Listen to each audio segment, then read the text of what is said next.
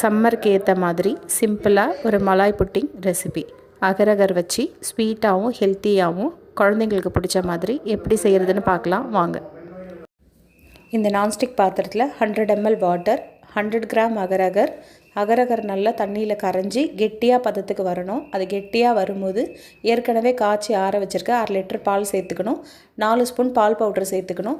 100 gram சர்க்கரை சேர்த்துக்கணும். 1 spoon ஏலக்காய் தூள் சேர்த்துக்கணும். இதெல்லாம் நல்லா கலந்து ஒரு 1லேருந்து 2 பாயில் வந்ததுக்கப்புறமா ஸ்டவ் ஆஃப் பண்ணி ஏற்கனவே எடுத்து வச்சுருக்க ட்ரேயில் ட்ரான்ஸ்ஃபர் பண்ணிக்கணும். இந்த ட்ரேயில் ட்ரான்ஸ்ஃபர் பண்ணி ஏற்கனவே துருவி வச்சுருக்க நட்ஸையும் அது மேலே தூவிட்டு ஒரு 10 நிமிஷம் ஃப்ரிட்ஜில் வச்சு எடுத்திங்கன்னா சுவையான மலாய் புட்டிங் ரெடி.